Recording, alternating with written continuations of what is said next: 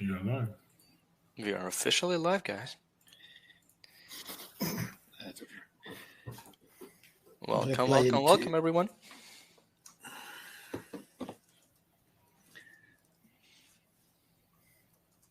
Well, we have two people live. Hello, guys. Who are you? I hope you're here for the event. You're in the right place. Now we got more people joining. There we go. The number is growing.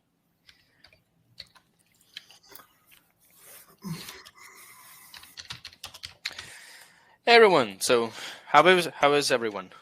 Getting into Christmas spirit, getting a lot of work, as usually for everybody at the end of the year, right? All the reports and everything. It's usually a hectic time. I am ready. I was born ready. Look, Christmas tree and everything at the back, as you can see. Yeah, fully ready. That's the spirit. I'm also getting ready. You know, I'm getting the beard. This is just so I know where I'm supposed to go. This is the starting point. So I'm eventually gonna get there.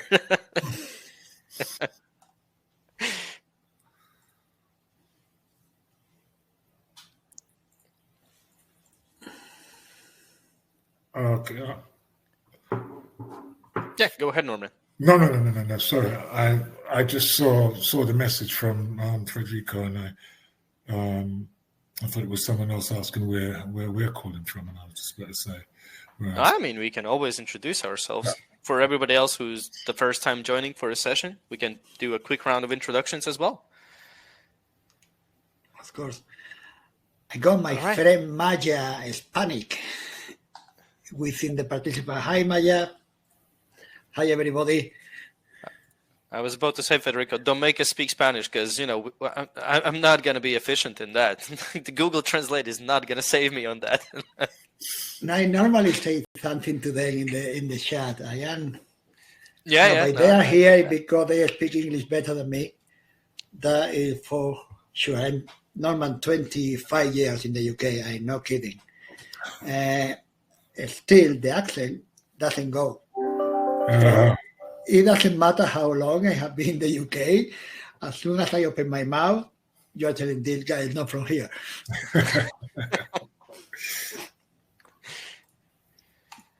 All right. I guess we can do a quick round of introductions for everybody who is the first time here. So welcome to the event, everybody. So it's the FP20 Analytics Challenge, the winner announcement. We're going to go through the top 5 reports and so on. From the panel of the amazing hosts you're going to have today, let me introduce myself. My name is Ivis. I'm representative from ZoomCharts, and I have been working with Power BI for a little bit over 5 years. I started off specifically with data visuals and visualization, and I'm now transferring slowly and getting more into the analytical part of it. And that is one of the things that you kind of go through these challenges and tell you that there's multiple ways on how you can enter data analysis. So my way in was through data visualization. Norman, go ahead.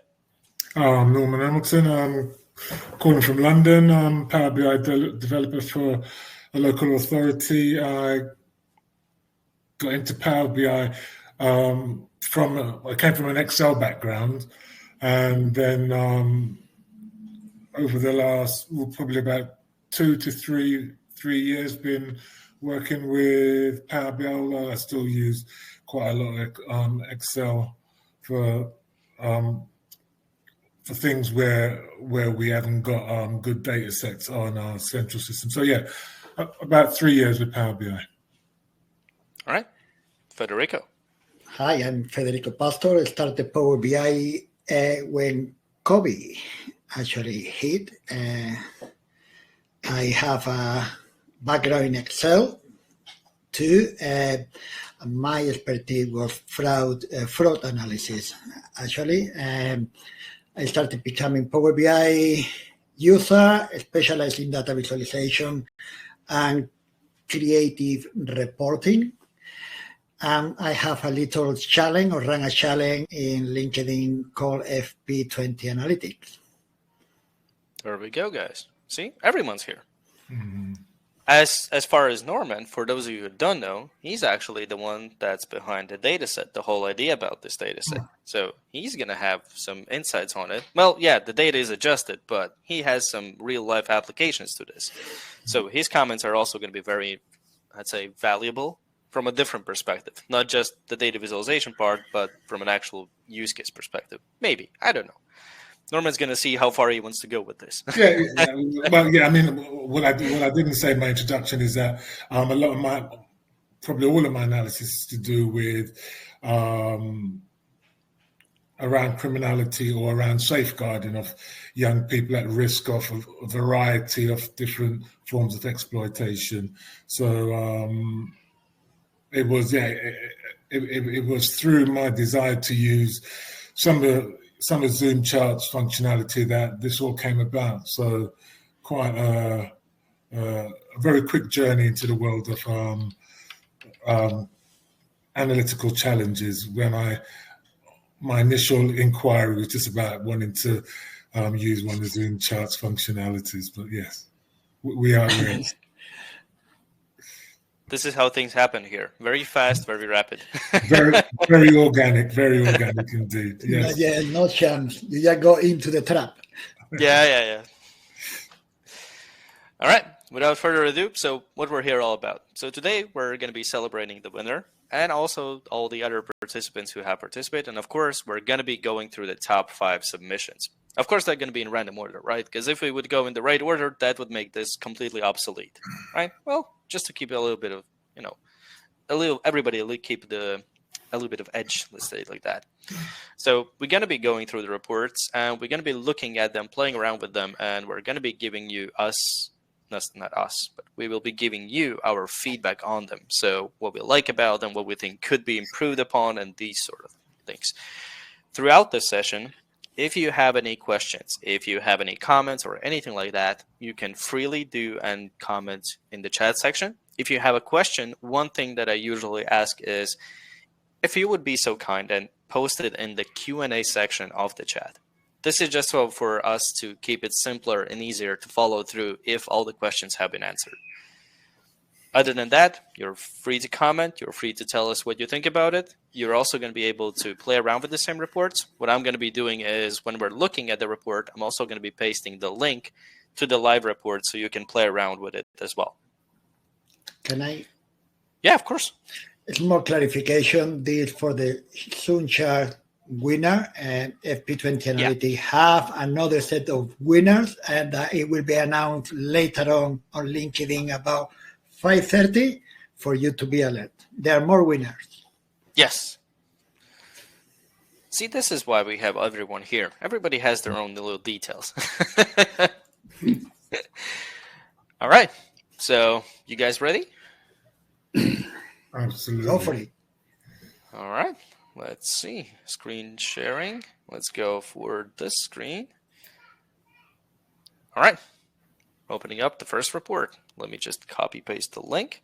Yeah, one thing I forgot to mention is that for all of you participants, one of the things that you're going to be able to do now is every single submission that comes in with the challenges is also going to be available on our website as a live link to the report itself. So you're going to be able to play around with them and see what other people are doing there. Keep in mind, though, this is not to copy paste them, right? Remember, all the images, all the reports and everything to see, keep that as more of an inspirational source rather than just a template that you take from and use as your own.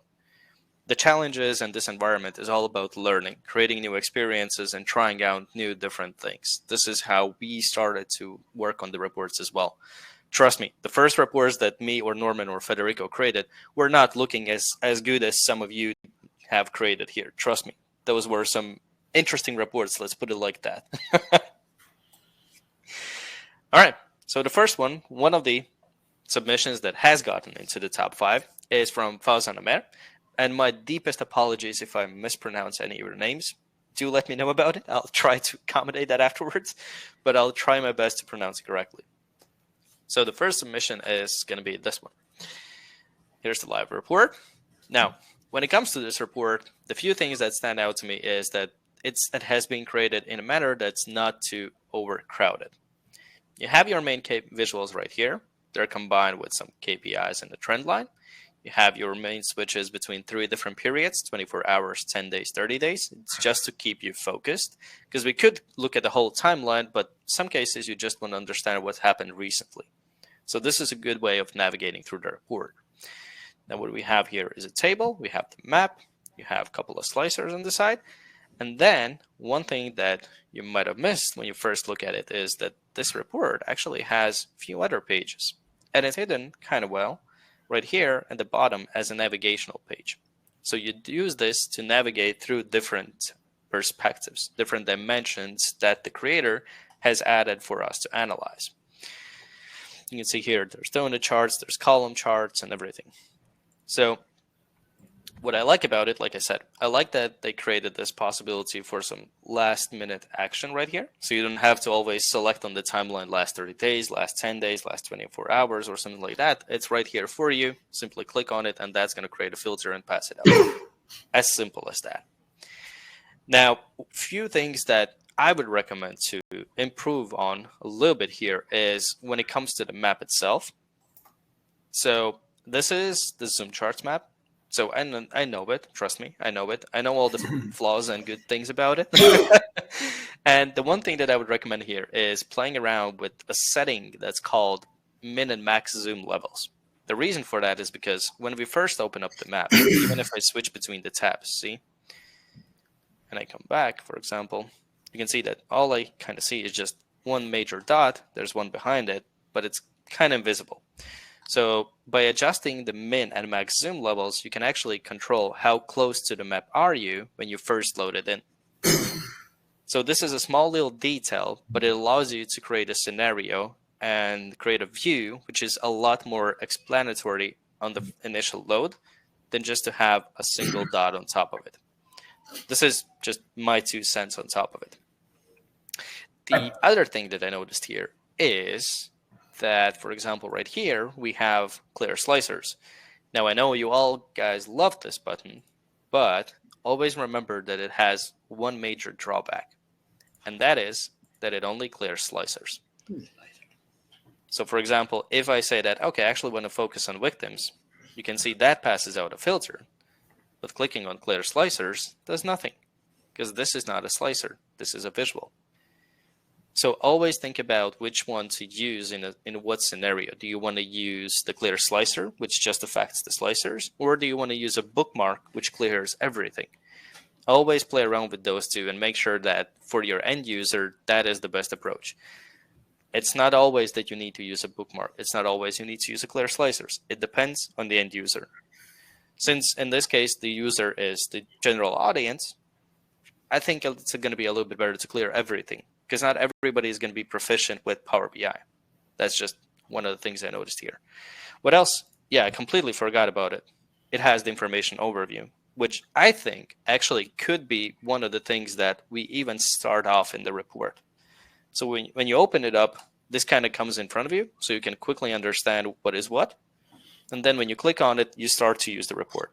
Create that story and navigational experience for your end user. Navigate them through the report. That's going to be it from my side.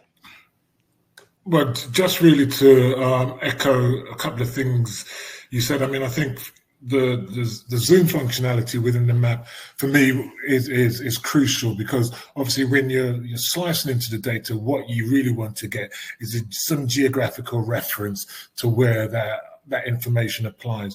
So, you know, to play around with the min and max without the end user having to zoom in manually would have been, for me, really the kind of icing on the cake. And I think you're absolutely right about that overlay, that tutorial overlay, because what it does, it saves the end user having to discover some of the things by default.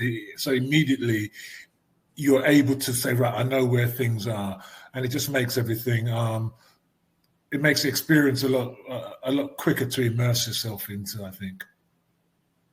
Yeah, definitely. One thing I noticed while I was doing this actually is I was playing around with the visual in the back is that See, this is the tricky part with information overlays. This one has a bookmark saved to it. Yeah.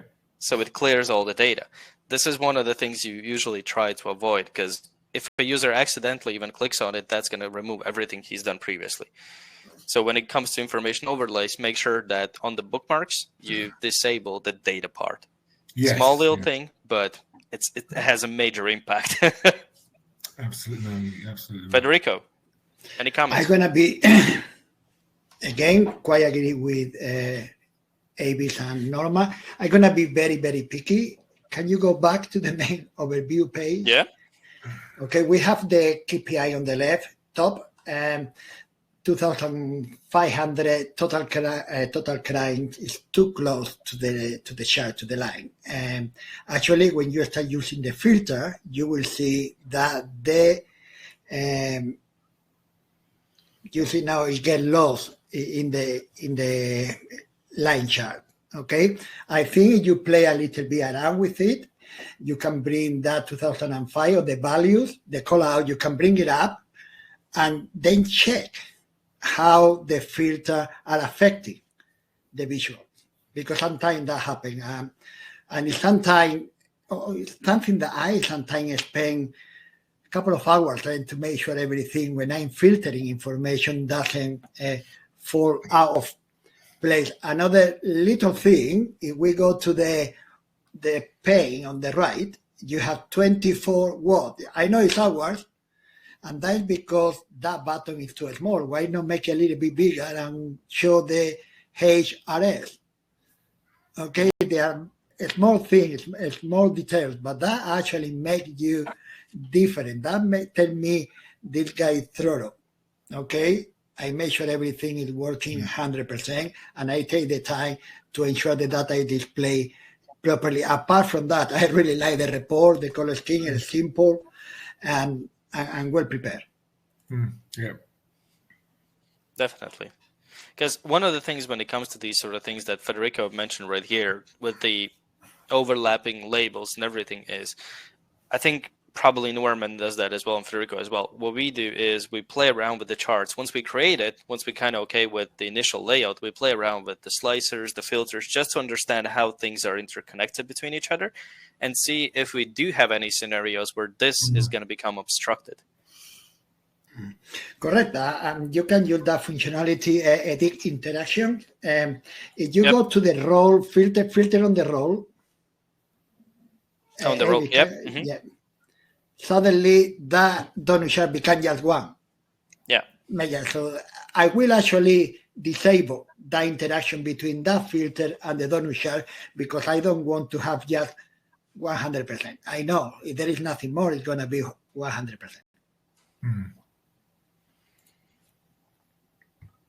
Because trust us when we say this, right? The experience for the end user is compiled of all these small little things.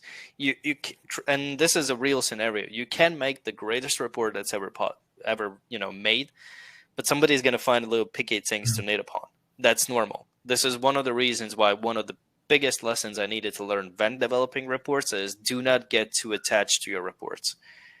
You will have to change them. You will have to improve upon them because you are not going to be the end user.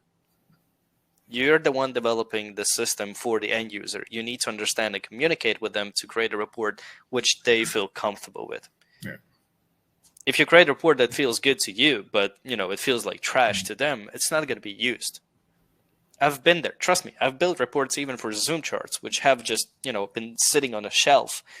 And the only thing that was missing was, I've told this story before, it's the color coding. That was the only thing that was missing from the report from it being actually used. This is why you just communicate with the end user and understand, okay, are the colors okay? Do you understand them? Do I need to adjust them? It's not an issue. Just tell me what helps you to use this report as efficiently as possible. But yeah, I like the fact that, you created those multiple dimensions here, that you're not trying to overcrowd it. And the other thing that I like is you're not changing the layout too much. Sure, you're changing the middle part of it. That's your dynamic part, but you're keeping these two sidebars. That's one of the things that I think gives it a feeling that this is, It's sort of like you have these two panels, and then you have sort of a tablet in between, which has all the charts. That's the feeling that I got from it. Yeah. And I really like the fact that you group the area codes, because that's in terms of what the information says to me as someone who works in this area. What is useful to know is, right, how many of these offences are committed in SE1, because SE1 will have a significant will have different police services or different social services, so being able to understand geographically in detail where the offences happened was really important. I mean, a quick note. I mean, I think in terms of the map, again, one of the things that I did find not distracting, but what I would have liked to see, instead of rounding everything up to 2K and to actually have a specific number without having to drill down. I know you see that once you drill down, but even from the top level, always for the work that I do, you never ever round stuff up, because these are usually individual offences, individual crimes. They're not things that you want to kind of round up. It's not like you're buying a bag of, I don't know, tomatoes or something. I mean, I'm just being ridiculous now, but other than that, I mean, looking at and seeing that area code. It's not a postcode, but that area code analysis to the side. I really liked.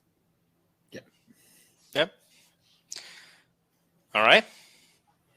So thank you for Fauzan for the submission. I guess we can go on to the next one. Yeah, excellent work. Yeah. A little golf clap.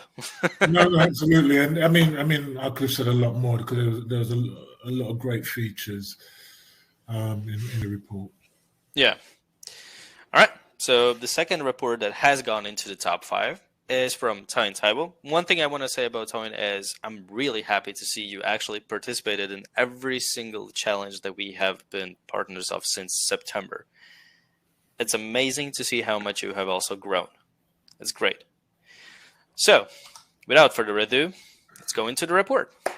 So what we see here is, what I think it's very good is, we're going with at least a color scheme. So it's not all over the place. You're not seeing a rainbow on every single page. You have some sort of a color palette that you're following through. You have the tabs for different dimensions, similar to the previous one. And I think these ones are very important because they allow you to focus on what's important at that particular time. Whether it's the clearance rates, whether it's the relationships. For example, you have the graph visual here, sorry, which allows you to understand the relationships in a specific manner. So we're loading it in. You can see also added a message that, hey, save up some resources. We're only limiting it to first 70 nodes. So you have all these things that have been made here understandable for the user. So if you go for geographical, again, same principle. I go for the map itself. I have a better view because the initial view is already split out version. Instead of a single dot, I have multiple entry points. And I can see that this center part is where the most crimes are in this particular scenario. Remember, this is all randomized. This is not real use cases and real crimes. So random is random, right? There has to be some normal distribution around it. So that goes into that. But this allows me to say, for example, if you want to filter out a specific person, let's see. So, or a crime, bicycle theft, you can see the map shifts to those particular areas. So the map always follows the data. It's one of the settings that you have in the map. It's the autofocus. And this is one of the things that I think was also a little bit missing in the previous one, that any adjustments that I do on top of it, they allow me to shift the focus with the map. I don't have to zoom in and out to kind of grasp all the attention and all the nodes that are within it. This one's good. So the timeline, the different splits of the daytime categories. We've talked about this previously, Federico, and other challenges as well, right? Never be afraid to enhance the data set. You're getting the original part of it, but it's your job to create a story on top of it. You all had the timestamp, so you could have played around with the time units. You all had different other aspects to it, like in other challenges, for example, where you just have, city 1 to top to 10, name those cities and a particular city. So that gives the user a little bit more interesting story to tell. Because as a developer, it's your job to create a report again that's going to connect with the audience. Having all these cross-chart filters. One thing that got me here a little bit is I do understand why this has been made into two different charts, right? Because here you're typing by type of the day, you're going to go down to the second layer. But one of the interactions here that kind of cancels each other's out, it's what Federico also mentioned in the previous, is similar approach. If I choose a particular crime here, there's only one donut chart. Vice versa. If I choose one particular slice on the donut chart, there's only one column. So it kind of eliminates the storytelling part of it, right? What I would have probably done is, I do understand kind of the idea behind it, but I would have just kept the crimes here, the times here, and maybe for the times, I would have first gone with the groups and then the actual hours. So that gives me a dimension I can explore in depth with the drill down if you want to. But having all of this cross-filter and eliminate each other, it's what happens. Right? It's not the worst case in the world. It's just something to keep in mind with. Switch around the timeline, select, see what different day times are having the most crimes, this sort of analytical, and reset all. The one thing about the reset all is that I noticed is that, for example, if I go to geographic and I hit reset all, it takes me visually to the first page, but the tab stays right here. So from a user perspective, I can guarantee you that somebody is going to get lost in it. And this is probably because the visual was not selected when you were creating the bookmark. This is my guess. I could look at the report, but not right now, right? Other than that, I think the layout's good. Again, I like the approach that there are some static elements with the overall layout of the report, and then you have a certain part of the report which is dynamically changing. I think this is one good thing that all reports should include if you have a similar style in it, because it allows the user to navigate through it and read it a lot faster. He already knows where to focus on, where the static information is, and where to focus on changes. All right, that's going to be it for me. No, I mean, I think just again, I mean, I really appreciate the effort to, I know sometimes how fiddly working with bookmarks can be. So, all of the bookmarks that you've created there, to move the users through all of those different sections were, I really like, I particularly like the effort that you made on the relationship, the relationship part. And obviously, if the information was more for real life use case, you might have been able to discover some some interesting stuff inside that. So that was really something that I like. If I was to be finicky, I think some of the aesthetics could have been improved. I wasn't that keen on the values, adding the little white boxes with either for me, I would have liked to either see the the values white against a blue background or on top of the the pie chart. I think those boxes kind of were a little bit distracting. And personally, and this is only a personal thing, I'm totally obsessed with border alignment. So if you have tabs, they have to align and they have to be smooth. Things have to seem like everything, because the tab effect that you were trying to create there kind of got lost when you move from tab to tab. So that was just about making the sizing of the different areas. But that's just me being a bit of a pedant, more so, but the breadth of information covered, I thought was really amazing. And I know a lot of effort has gone into that. So excellent, well done, Yes, I'm gonna have to agree with Norman. I'm going to focus on the layout and style of the report. Can you go to crimes?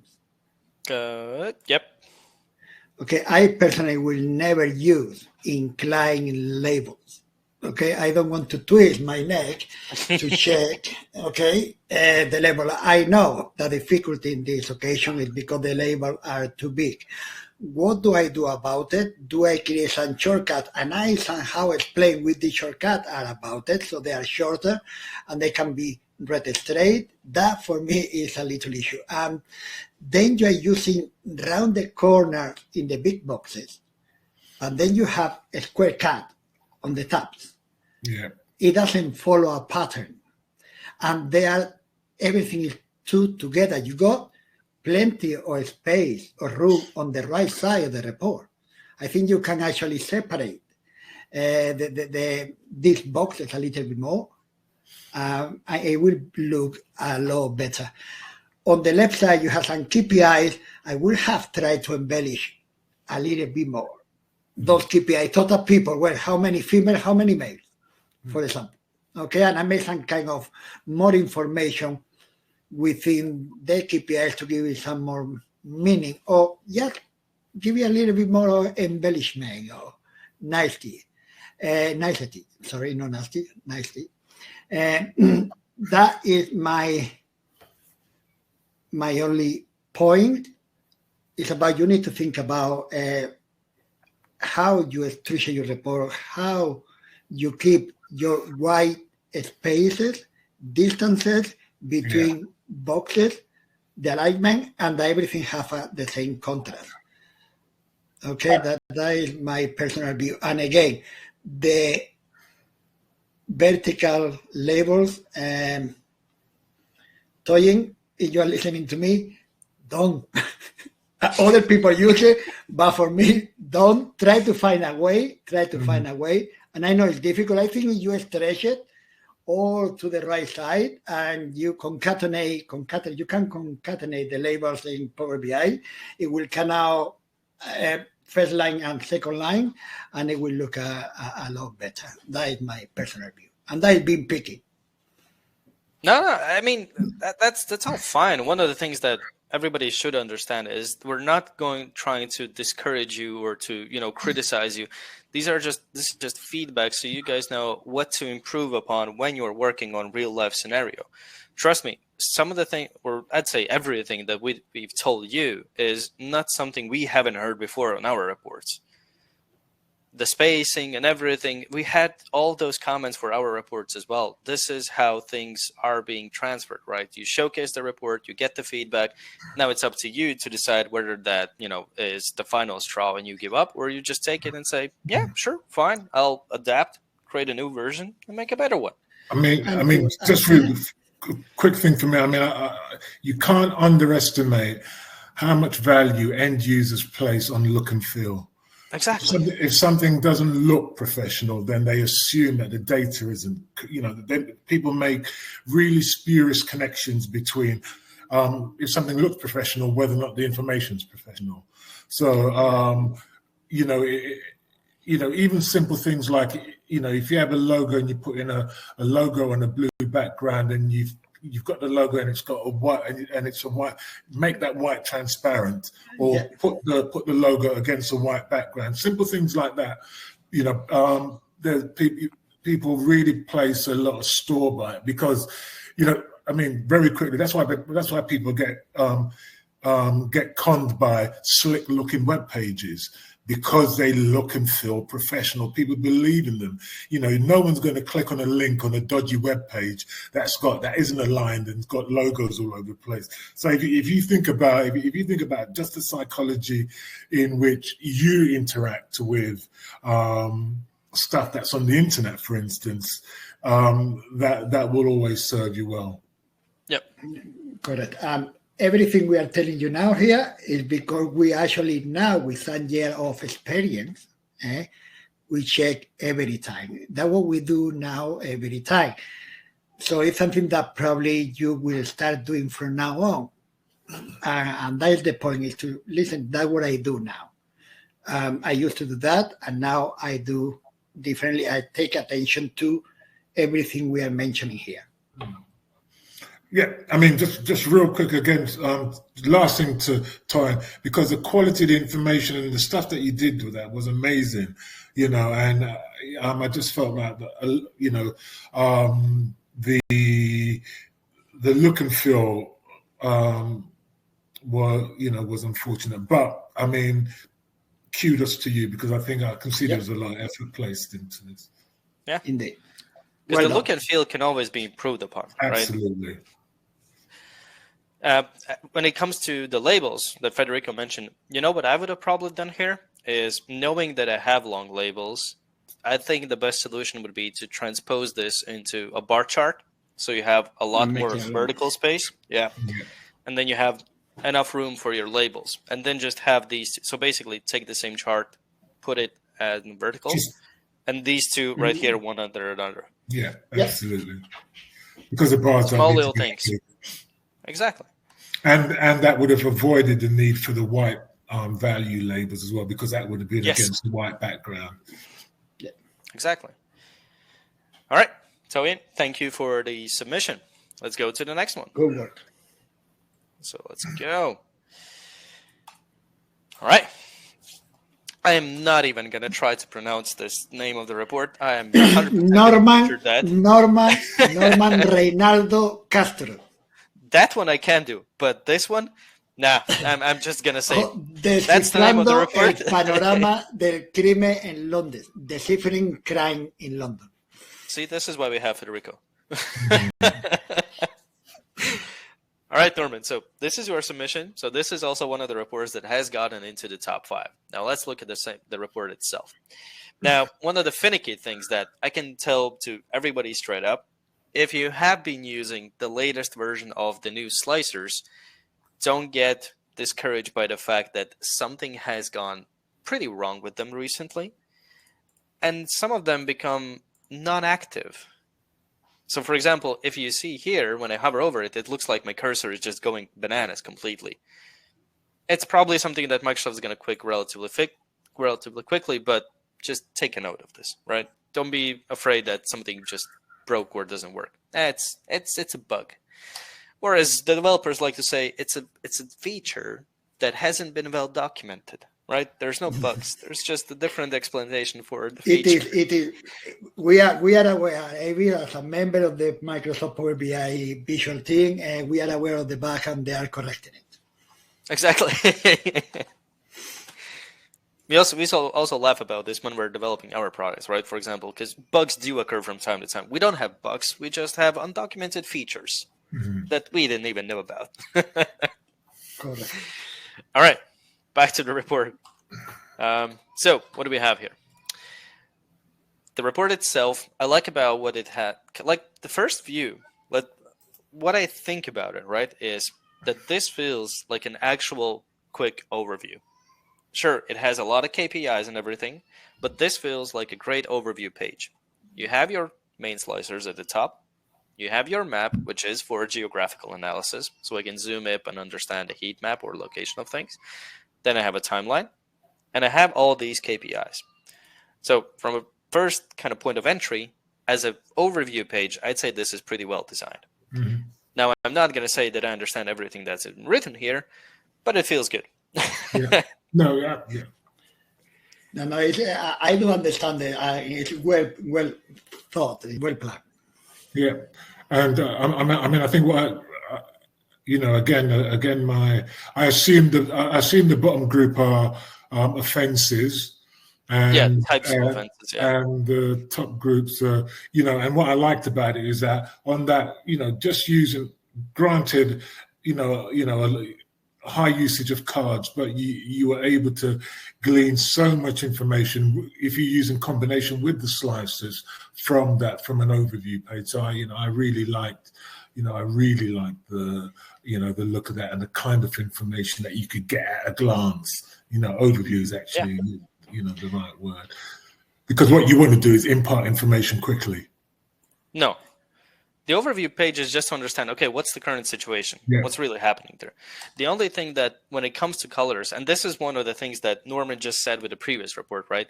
You don't believe, guys, how easy it is to trick somebody with a good-looking design. So the design here is pretty good. I'd say there's no issues whatsoever with it on a first glance. The only issue that the design has, for me personally, is the gradient. I like it. But it makes me feel that this is more important than this one.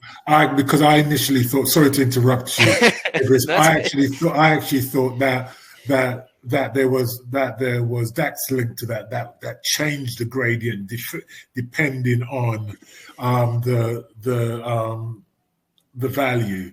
So it was only when I saw, oh right, well there's how can 4 be darker than 106? When I was looking at it myself, I thought, oh, those don't change because everything else looks so slick. The assumption was that would also, those colors or those gradients would be dynamic as well. So, for me, either make them dynamic, or... The trick I use when we use monochromatic color palette, one color and shade or tint, is to go, the highest number is the darkest color. And then I go down. Yeah.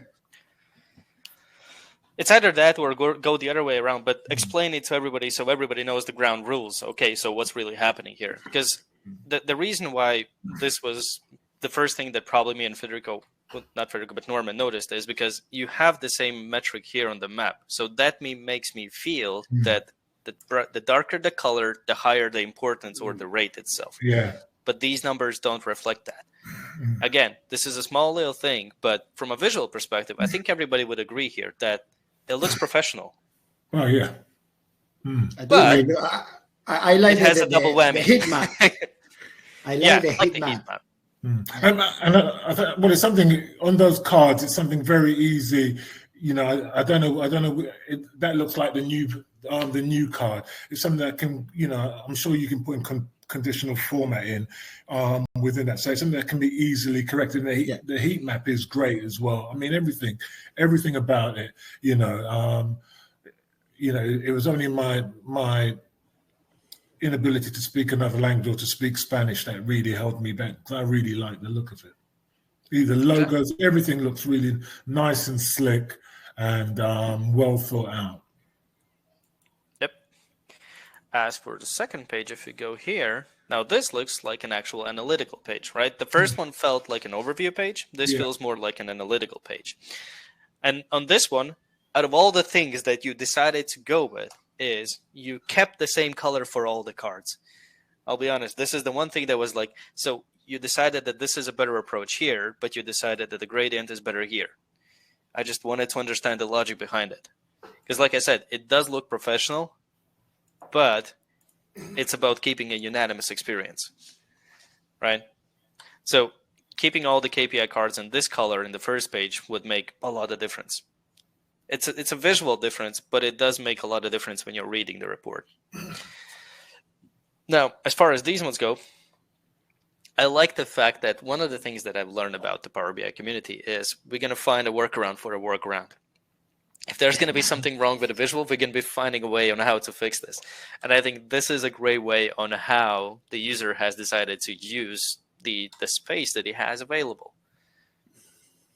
Right? He could have just separated into 2 blocks of information, like 2 different visuals. But he's created one block of information, which has the donut chart, which just uses a half donut. And then used, I'm guessing these are KPI cards. I'm guessing, I'm not 100% sure. But using cards to represent different metrics. The same values that you see here on the top, just represented as cards. I think this is a very good approach. Yeah, I mean, just a small, minute. I really like the. I'm assuming that's winter, summer. Is that seasonal? One's seasonal and one's the daytime and nighttime. Yes, you are correct. Yes, left side is season and right side is time. Absolutely. So I mean, I love that information. And what I would have really liked, because I like to use to iconize things as well. And it would have been great to have like the sun rising, sun setting, and a half moon, because you've already started a theme there with that little bit. So, it just felt like, and it would have balanced because you've got that centered now. Whereas on the previous one, the icon, and I thought that would have been just in terms of consistency. I don't know, and I know what it's like sometimes. You can go down a rabbit hole when trying to find the right icon or trying to find the right group of icons that all, so that it might have been a time constraint more so than anything else. But again, I really like. How the look and feel, and the use of slices as well made it meant that you could do some quite detailed analysis if you wanted to without having to go from page to page. So yeah. No. I am writing. No worries. Carry on. So the one thing that I liked about the way that these visuals have actually been set up is that they actually tell the full story. So you have the months, so that's the year. The year gets divided into months. Months get divided into seasons. That's the way you typically group it. Yeah. Once you go into seasons, once you know the month, you want to understand which time of the day. Once you select a particular daytime, you can actually see the combo bar, or just a bar chart showcases the actual hours. So we're telling the full life cycle of the crime in itself. So I can easily understand whether the crimes are committed more in the early hours or late hours, whether it's day, night, what season. If I choose one of the seasons, I can completely shift the focus and see that particular aspect. So that particular part, when it comes to storytelling, was just mwah. No, absolutely. Perfect. Yeah. I only wish I could speak Spanish so that I could really. Yeah. Because I looked at it and I thought, God, and that's my shortcoming. Nothing to do with the developer, because it really conveyed a lot of information, and the look and feel. We were just talking about look and feel. The palette, the color palette. I probably wouldn't have used the blue and purple. If there was a bugbear, but everything else was I really liked. Even down to like Cantidad de Delitos. Even the little gauge, all the attention to detail was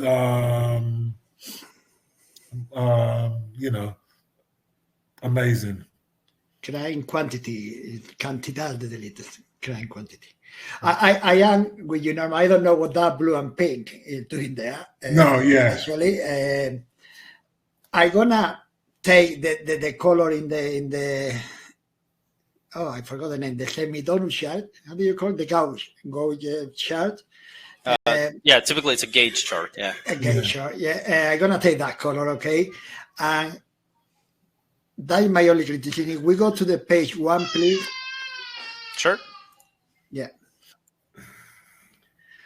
The line chart with all the years and all the months and all the labels. I don't know, for my liking, how much information it gives me, because it's that will be okay. But I will go just with, perhaps I use some kind of parameter filters or something like that to do year by year, month, something like that. I don't like to have too much labels on this kind of chart because there are too many labels, and then you get a little bit distracted. But that's me, personal thingy, more than a criticism. Is just the way I build report rather than be right or wrong. That is not the idea. Apart from that, agree with Avis and Norman is quite correct on the color palette. We go from a trend on the darkest color to the lighter, smallest value, or vice versa. And yes, it's a change that he didn't put the icons on the morning, evening, and late morning, afternoon, late evening, and nighttime, because it will actually make it look even better. Yeah, I mean, that really jumped out to me because I really like that. It's just a simple touch, but it just adds a sense of like, class is probably not the right word, but it kind of adds a little bit more to you. So wow, that's and for me, although I was able to discern, even without the icons, I would have had some idea, but. Imagine I knew nothing about Spanish, and I know nothing about Spanish. But what the icons would have told me is that, right? Oh, I know these are. Yep. This is a seasonal representation, and this is a daily. This is a daytime representation. So that's a great point. That's a great point, Norman. It's the same thing here, because when you mentioned these two colors, Norman, the first thing that I went through my mind, right, is that's a typical association that blue is with boys and pink is with girls, right? I'm getting that by gender. Yeah. So the one thing that was missing is some sort of a legend, right? Because we do have the two colors, which we haven't seen before in the report. So what do they represent? Yeah. Sure, the name is there. But one of the things you have to remember is that the reports itself are not always going to be seen by native speakers or, people who use that language of the report as their main language. So having anything that helps them, icons, some visual materials that help them to associate things is what's going to help them. So here, like Federico and Norman already said, I would have probably gone with one of the two routes. Either I add icons here or I remove the icons from here. Because right now it kind of feels like you've finished this one, but this was still work in progress. Yeah. Yeah. And I mean, just in terms of like the gender stereotypes, not wanting to, I like pink, and historically, I think wasn't pink the color for boys up until about the 1930s, because pink represented, the diluted blood of the king. So, pink has historically been more associated with males than blue has. So, but anyway, that's the thing. Yeah. No. But nowadays we need to be sensible how we display, speak, and promote anything, and we need to be conscious of this kind of stuff. It's stereotyping, is homophobic, is X or X. Well, I mean, I just think it's it's a bit. It's not,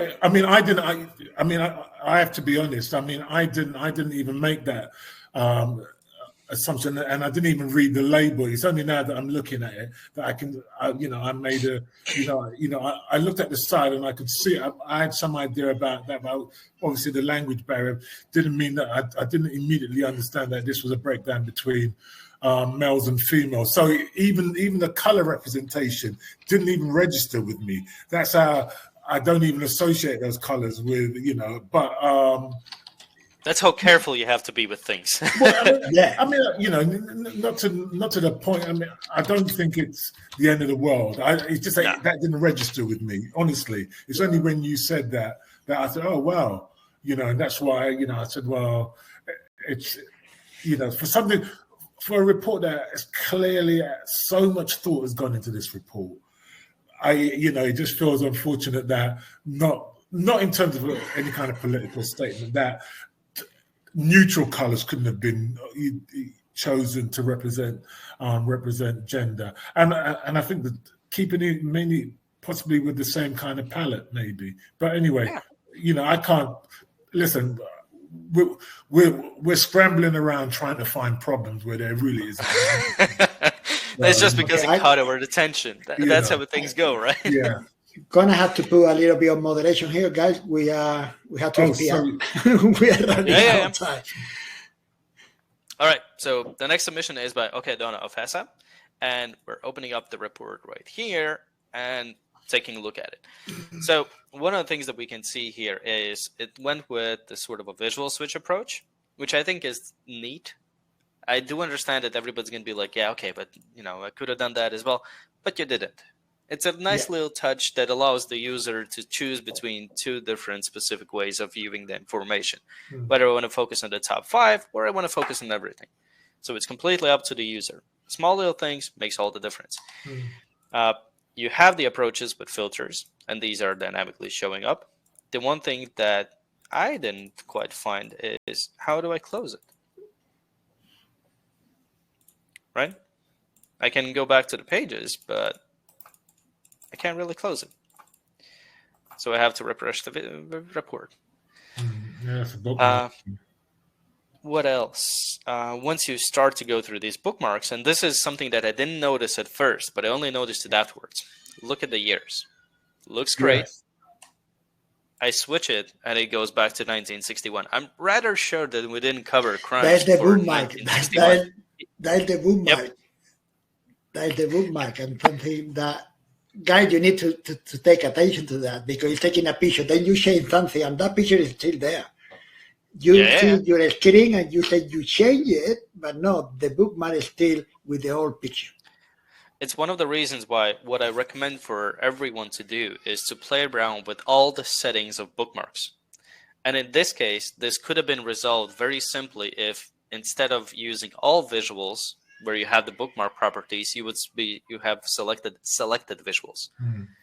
That way, only the selected visuals get taken into account when saving the bookmark, which means that you select the visual that you want to change and save the bookmark. It's not going to affect everything else on the page.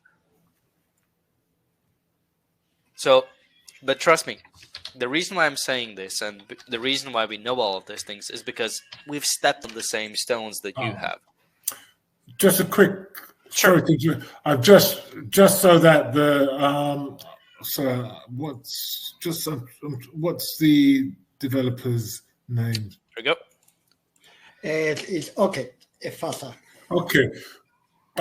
If you open up the slicer, can you see there is a click to close? Open up. Can you see there? Yeah. Oh. So. Okay.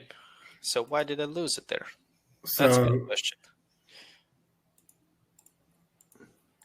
Well, now you can see how the user experience might happen. Some things might not show up.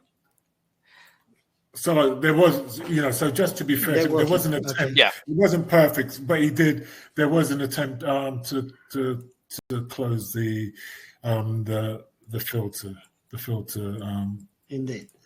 Well, now I'm curious on how I did that. So I'm gonna have to figure out how I lost the click to close button. No, I don't think you lost it. What happened because it was superimposed against a bar chart. I think visually you might have thought that was just I missed it too. over of the bar chart. Maybe, yeah, could have been. Yeah, I will have put an egg on the filter. The egg close. And there. Use a universal X in the top right corner, which is most common, so everybody gets it. Or make a button that definitely cannot be unnoticed. As far as the report itself goes, what I like about this approach that the creator has taken here is that essentially the layout is exactly the same. You have your main KPIs at the top, and then you have sort of two different sub-segments of visuals.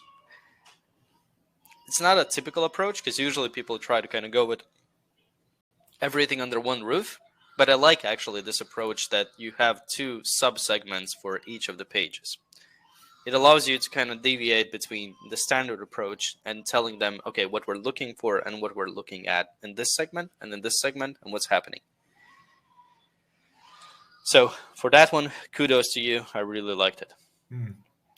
As far as the cross chart filtering, again, for the map, it felt like I would have loved to have the autofocus capability. So it zooms in and out, follows the data. That's a small little thing. And the other thing is, I just noticed it right here. Again, be careful with your sizes of the measures. Play around with all of them. Now that you are there, the icons, and they are not properly centered in the little boxes they have. And I think if you put a box, you want something that is filled. The icon should be filled. It's a line icon, and sometimes it's difficult to see it in other cases. Okay? Yeah. So make sure they are aligned properly. Take into account that not all icons go well in a square if you say 45 by 45 size, for some icon will be okay, but for some icon it will be squashing the height of the icon. So you need to take that into consideration. For example, the client location icon, if you make it the same size, you are squashing the height of the icon.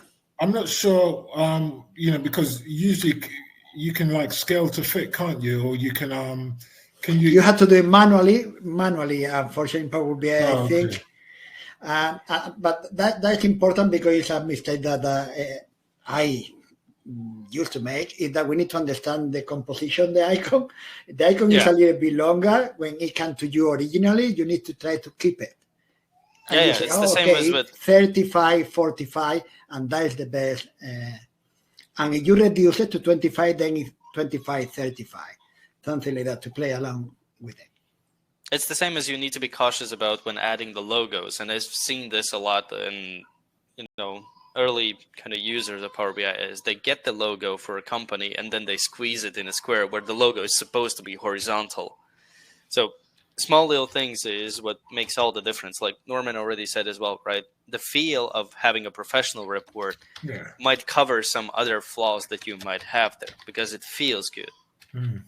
But as soon as you start to notice there's flaws in designs, there's flaws in the data, you use all your credibility. Well, it's just a massive red flag, really. Yeah. Without putting too blunt a point on it. But other than that, I think it's a good report. Yeah. It's simple yet efficient. That's how I would call it. Nice layout, nice color scheme. Yeah. I know. Just a minor thing for me. I like the report. Just a minor thing. I like the report. Yeah. Just to cover it up. Yeah. No. Like we said, right? The report is good. Don't get us wrong. So for the creator, again, don't take our comments too seriously or think we're here to judge you or critique you. Completely not. We're giving you the feedback so you can make even better reports. Yeah. That's it. All right. Let's go for the last one. So the last report has gotten into the top 5 is from Quentin Duet. I'm hoping I pronounced it correctly. And if we jump to the report, it's this one. So we have the KPIs here at the top. Again, we have a switch for the visual, which is a nice little twist to a typical approach of the visuals. You have your actually, you just talked about it, remember? Seasons, months, weekdays, hours, for the filled parameter that allows you to switch between them. And this is one of the things that you can see. I don't know what's happening with Power BI with the latest releases, but I'm just not able to press on it. Even though I can clear it, so it seems to have an element there, I can't click on it. That's Power BI service, is it? Yep. Okay, we'll pass it to the team. So we already, we sent them a message with a sample report, but this is specifically happening with if you have used the new slicer. Because is that with field parameters that no, it cannot be parameter with the new slicer. Yeah. It had to be the old field. No, it had to be the only way you can do the line. How do you call that? The this little one, the accent line. With the new slicer, yeah. So I need to send me a copy of that report to investigate. No worries. See, this is what we do for you guys. We not only judge our reports, but we're here also to fix the problems that you might come across. All right, but when it comes to the report, if we get back to it, so we have different zones. And you can see that we have these little buttons right here. So, for example, if I choose zone 1, that allows me to clear it. If I choose something here, click on it. This is the only thing that kind of threw me off. Every single one of these basically clears all of them. The feeling that I had for it is that it clears this one. Yeah. And then you would have something that does right here, for example, that does it for everything. But having all these little ones and cleared everything just made me feel like, okay, so there's really no easy way for me to just get rid of one thing if I wanted to. Correct. Again, small little thing, but it does make a lot of difference. So here we have the donut charts where you can filter things out. That's all good, no issues with that. We have an approach where we switch again from the chart to a table. And this is one of the things, like the reason why I'm telling you guys to test out all the capabilities of the bookmarks is if I switch between these, you can see the whole page reloads. That is because what the user has done is either created two separate pages and I physically switch between the pages, or he's adjusting every single element. In this case, the only thing that I was supposed to change is switch out these three donuts with a table chart. So only this area should be affected. Everything else should have stayed the same. Again, small little things, but these little things make all the difference. The one thing that I liked about this, and I very much like this about this report, is that they actually found a different leaflet for the map. Yeah. And the reason why I liked it so much is because if we look at the original leaflet, so for example, if we go here for geographical analysis, you can see it's kind of very vibrant, I would say. The streets and everything, there's a lot of color in it. Whereas this one went with a leaflet that isn't that out there. You know, it's dimmed down. So it's a lot easier for a user to focus on the data points that you have placed on top of it. I mean, just to say something. I mean, I was blown away with the effort to get the boundaries, to get the borough boundaries of London, and to overlay that. You know, I know, you know, as you know, Avis, you know, I do a lot of work with that kind of stuff, so I know the effort involved in finding the right, you know, just to get that, and then to, you know, to use it in a map and all of that kind of stuff, and then to, you know, to separate the, you know, the boroughs and, you know, themselves as well. So, you know, I really liked when I saw that. I was like, wow, that, you know, this wasn't done in a couple of hours. You know, there was effort and time and thought, you know, put into pulling this stuff together. So yeah, amazing. Yeah, so Quentin just posted also the link to the updated version. So you can see, I'm guessing this is the regular slicer. So you can see this one allows us to move between the units. Okay. Like I said, small little things, but this changes the report almost completely, right? In a sense that this visual has more information to tell you now. But yeah, I think the report itself is good. The one thing that I felt a bit is that there's something missing here. It's a completely visual thing, but it felt like there's something missing here. There's a lot of white noise room. So what I would probably done here, one thing is you can definitely add a clear all button, which allows you to clear all the slicers and have these localized. That changes the approach. A little text box with the last refresh, anything. Just try to put something there. Put your name, date of birth, and everything, anything to fill it up. And what I do sometimes, I don't put my date of birth, but yes, report created by Federico Pastor and the link to LinkedIn, for example, something that you fill it up. Something that I am a little bit, you go to open the filter in type of crime. Type of crime, yep. No, the one at the bottom, not that one. There was one that showed a blank. That's on the zone. That's not this one. Once you click reset, and this is the new version. Yeah, that is the new. Yeah, that one. But he corrected that. Well done, Quentin. You just get rid of the filter pane. I mean. Sorry, I just wanted to say to Quentin, you know, the effort, you know, even to get in, you know, the zoning in terms of like TFL. I don't know if Quentin lives in London, but obviously, again, just a lot of thought. You know, Zone 1 we know is Central London. Zone 2, the outer boroughs where I live in Zone 2, and then Zone 3, you know, the outer boroughs, you know, the outskirts of London and the big boroughs, you know, just, you know, a lot of effort placed in, and just obviously, in the background to create the interactivity with, with that filter, has to be commended, because that's, effort and,